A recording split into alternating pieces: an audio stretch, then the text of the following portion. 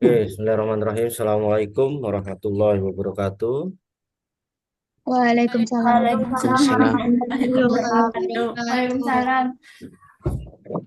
Pada malam hari ini kita lanjutkan pertemuan kedua ya di mata kuliah Bahasa Indonesia yang materi ejaan Bahasa Indonesia yang pertama. Sebelum itu mari kita berdoa terlebih dahulu ya, berdoa terlebih dahulu dengan berdoa sebelum belajar ya, dilanjutkan dengan membaca Quran Al-Muqaddas. Bismillahirrahmanirrahim. Bodoh banget. Rabbah bil Islam dina wa bi Muhammadin nabiyya wa rasulah rabbi zidni ilma warzuqni fahma. Rahmat. Selanjutnya kita eh, ngaji Quran surat Al-Humazah. Auzubillahi minasyaitonirrajim. Bismillahirrahmanirrahim. Wailul likulli humazatin lumazah alladzi jama'a malan wa addadah yahsabu anna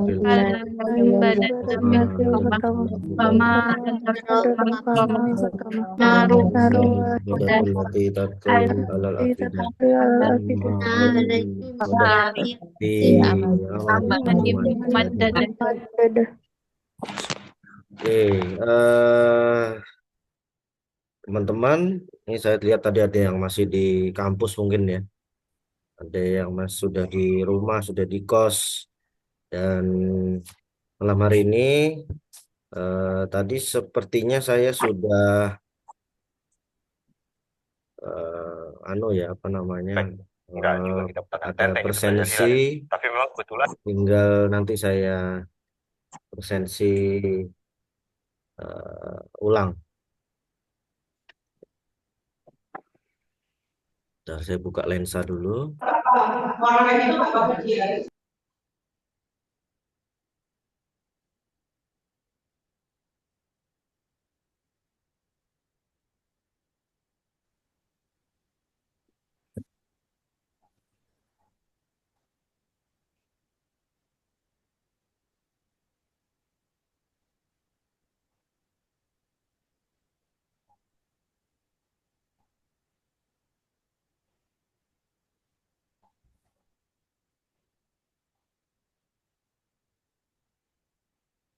Lensa sudah tampak sepertinya di layar teman-teman. Jadi di materi ejaan ini, jadi kuliah kita awali dengan tadi dengan sejarah ya, selintas sejarah bahasa Indonesia. Kedua dan ketiga ini terkait dengan ejaan yang disempurnakan. Jadi buku EYD ini cukup banyak teman-teman, dijual di mana toko-toko buku begitu ya. Buku ejaan tuh banyak sekali dijual toko buku di online juga ada, di internet ya ada. Jadi eh, saya juga tidak wajibkan beli, tapi teman-teman harus punya ya, harus punya buku secara digital gitu ya, secara digital eh, buku ejaan yang disempurnakan. Ya, maksudnya secara digital, nggak harus dicetak, nggak harus di print, nggak harus dibeli gitu ya. Jadi kalau mungkin apa dicetak ya mungkin tidak terlalu mahal ya karena fotokopi gitu. Kemudian ejaan ini adalah seperangkat aturan ya, yang menuliskan bahasa dengan menggunakan huruf, kata, tanda baca sebagai sarananya. Batasan tersebut menunjukkan pengertian kata ejaan berbeda dengan kata mengeja ya. Mengeja adalah kegiatan melafalkan huruf, suku kata atau kata, sedangkan ejaan itu adalah sistem aturan ya, jauh lebih luas kadar masalah pelafalan. Ejaan diatur keseluruhan cara menuliskan bahasa ya. Kemudian ejaan ini dari sejarahnya, ejaan yang berlaku sekarang ini adalah ejaan yang disempurnakan edisi kelima ya. Eh, jadi kalau dari segi sejarahnya itu ejaan satu itu ejaan Van Ophusen, kemudian ada ejaan apa Suwandi ya tahun 47, kemudian eh, ada ejaan keempat ya, ejaan Ebi ya, yang sekarang adalah ejaan kelima ya, ejaan kelima. Nah, ini teman-teman bisa baca di sini. Ini saya sudah siapkan buku ejaannya sebetulnya. Ya. Ya, jadi saya nanti akan bukanya melalui ini ya, ejaan.go.id.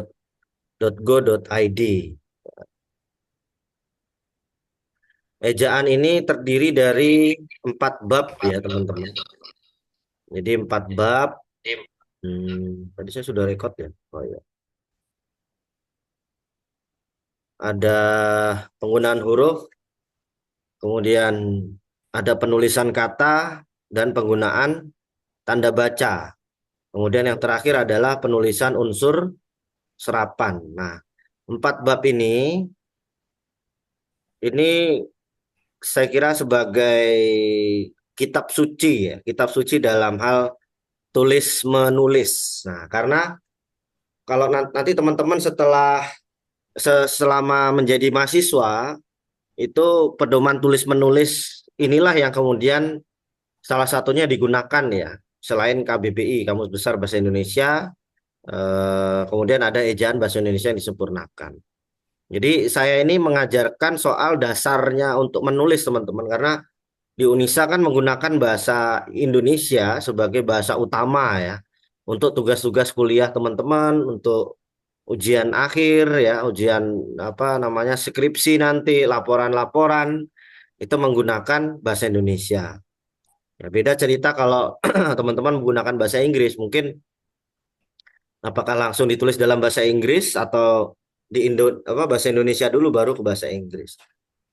Dan ini yang penting juga saya ingatkan karena mungkin sekarang saya nggak tahu teman-teman nanti 3 tahun lagi masih ingat atau tidak terkait dengan ejaan, terkait dengan kamus besar, kalimat, penulisan paragraf. Ya.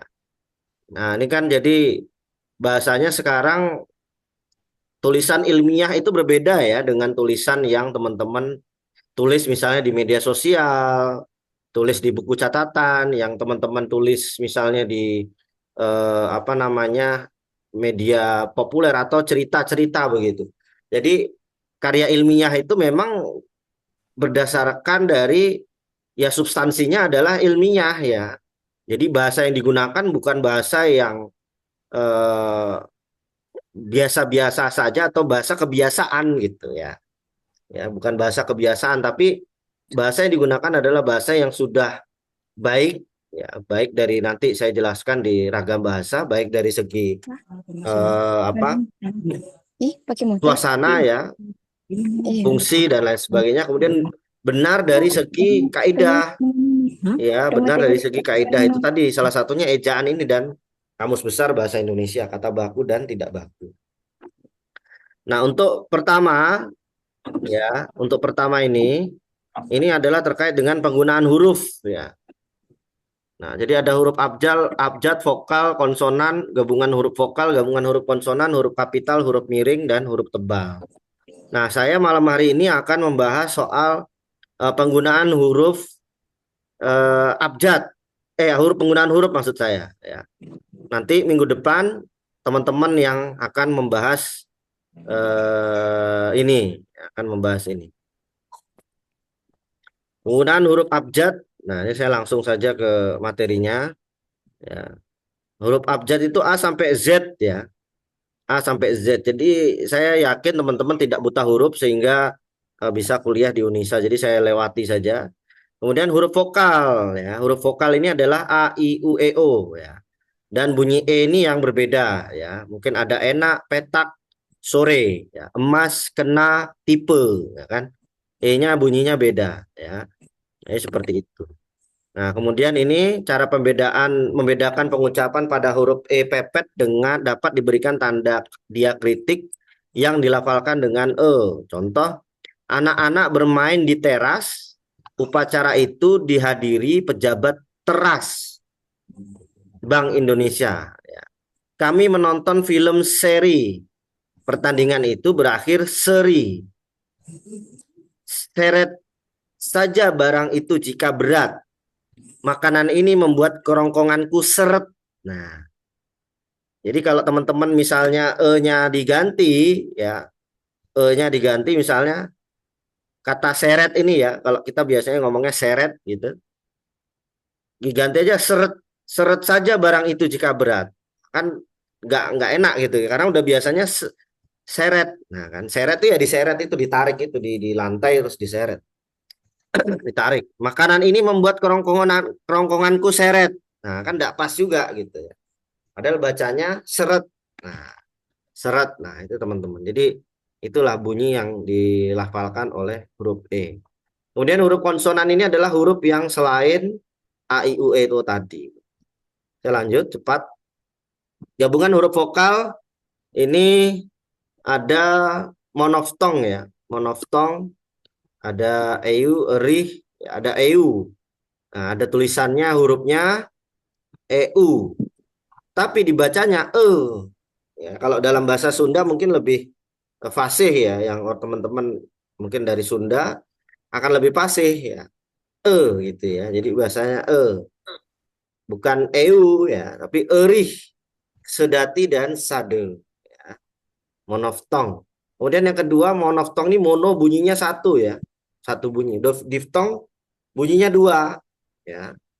Nah, jadi gabungan huruf vokal itu ada dua, monoftong dan diftong. Nah, diftong ini bunyinya dua, ada ai, au, ei dan oi. Ya. Nah, jadi ini contoh-contohnya teman-teman nanti bisa baca. Selanjutnya gabungan huruf konsonan ya. Huruf konsonan itu gabungan huruf konsonan ada 4. Ada KH, NG, NY dan SY. Ya, ada khusus akhir ya dan seterusnya ya. Kemudian huruf kapital, teman-teman. Ya, huruf kapital. Huruf kapital ini ada 25 apa 23 ya? 23 nomor ya. Huruf kapital digunakan sebagai huruf pertama awal kalimat ya. Jadi setiap kita menulis awal kalimat pasti menggunakan huruf kapital. Penulisan nama orang itu menggunakan huruf kapital. Setiap katanya. Nah, setiap kata misalnya namanya ada 3 kata. Jadi setiap hurufnya huruf pertamanya dari unsur nama orang itu kapital termasuk julukan ya. Bapak Koperasi Jenderal Kancil. Tapi huruf kapital tidak digunakan untuk huruf pertama nama orang yang sebagai nama jenis atau satuan ukuran. Ya, huruf kapital digunakan pada nama orang seperti pada nama teori hukum dan rumus. Nah, ini, jadi ini banyak rumus-rumusnya Jangan ada. dalam bahasa Indonesia. Ya, kemudian selanjutnya huruf kapital digunakan pada awal petikan langsung dalam dialog ya. Dalam dialog itu digunakan ini ya. Nah, kemudian huruf kapital digunakan untuk menuliskan huruf pertama dalam nama agama, kitab suci, Tuhan, termasuk sebutan kata ganti untuk Tuhan, ya singkatan nama Tuhan. Nah, jadi dalam penulisan nama agama, nah itu kita dan nama kitab suci atau nama ganti Tuhan itu huruf kapital, huruf pertamanya. Mau nanti nama agama itu ada di awal kalimat, ada di tengah kalimat, atau di akhir kalimat, itu dengan huruf kapital. Ya.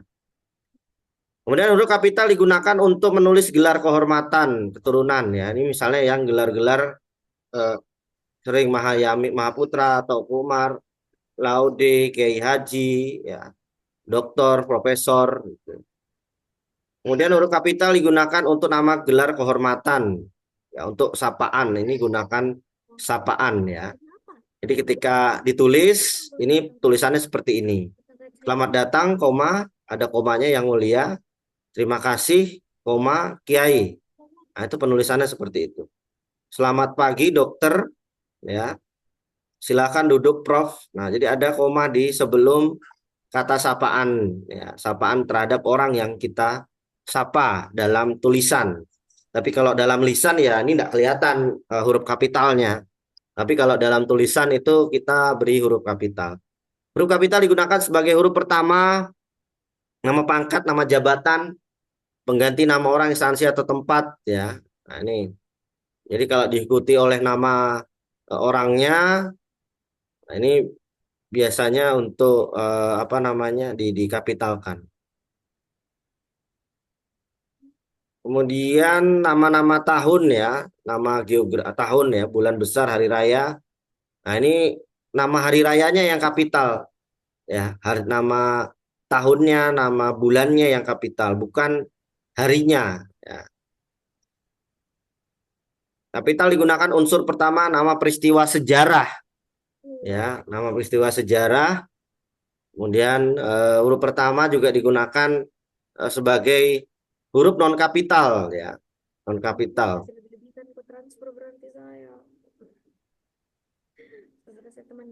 Kemudian huruf kapital digunakan untuk huruf pertama nama geografi ya, yang diikuti oleh eh, nama ininya, nama geografinya gitu. Misalnya gunung, Gunung Semeru gitu ya, Gunung Merapi. Kalau misalnya kalimatnya dia mendaki gunung, titik gitu. Jadi G-nya di gunung itu tidak kapital karena tidak diikuti oleh nama gunungnya. Dan lain-lain semua sama ya. Dia pergi ke kota gitu misalnya. Nah, kota titik karena Kupangnya tidak diikutkan gitu ya. Karena Kupangnya tidak ikut atau nama kotanya jadi kota itu tidak kapital. Nah, huruf pertama ini ditulis dengan huruf non kapital karena tidak diikuti oleh nama ya. Huruf pertama nama diri, geografi yang ditulis sebagai nama jenis itu juga non kapital ya. Kemudian nama geografi yang menyatakan asal daerah, ada kopi Gayo ya, kopi Bali, kopi eh, Toraja ya, itu nama kopinya kapital ya. Nah, ini dokumen juga ya. Kemudian huruf kapital sebagai huruf pertama, bentuk ulang utuh ya. Dalam artikel, makalah, nama media massa, nah itu juga ditulis dengan huruf kapital ya. Nama gelar pangkat kalau disingkat kapital ya.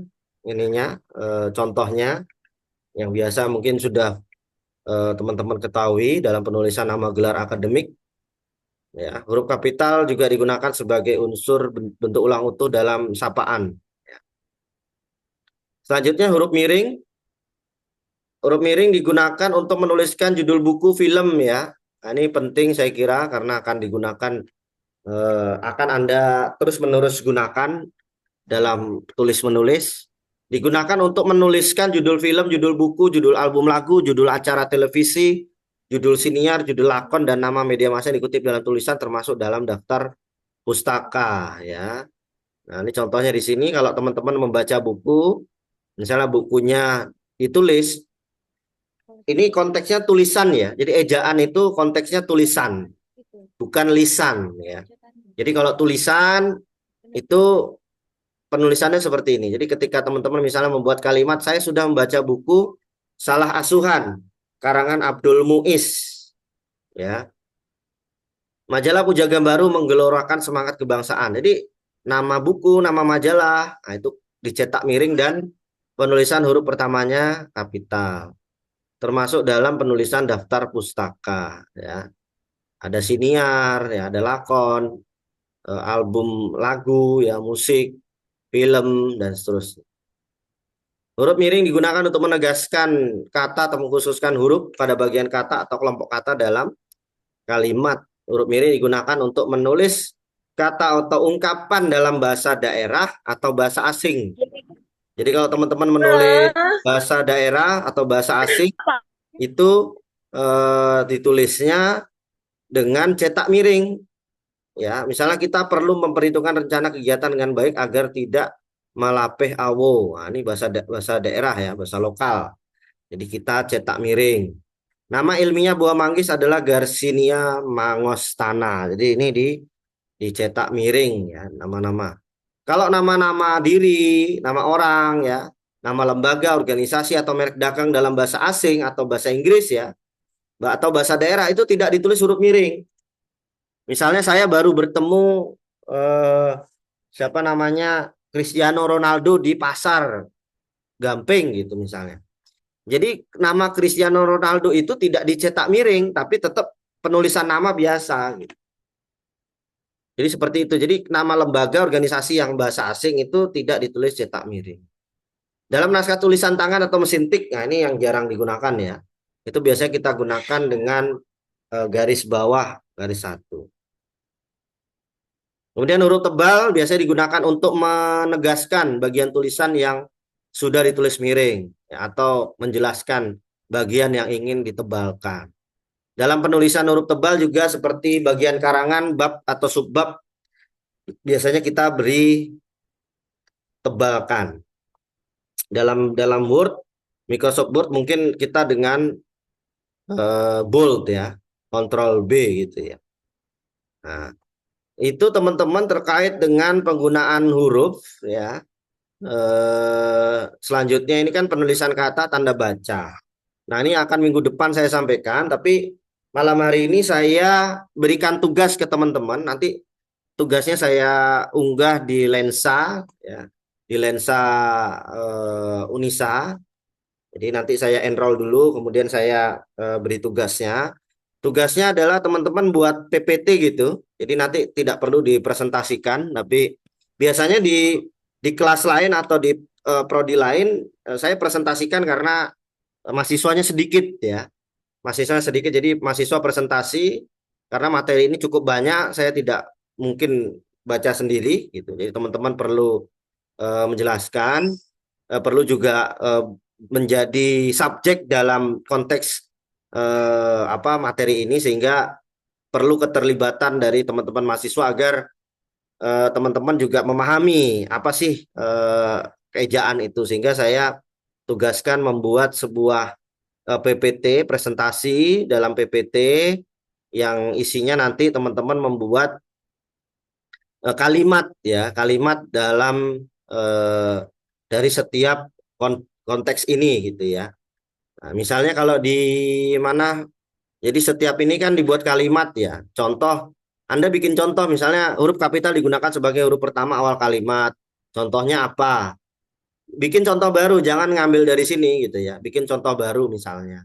Kemudian huruf kapital unsur nama orang julukan misalnya. Anda bikin contoh selain contoh di sini. Tapi contohnya dibuat kalimat gitu misalnya. Ya. Saya baru bertemu Amir Hamzah di toko buku misalnya seperti itu. Jadi dibuat kalimat.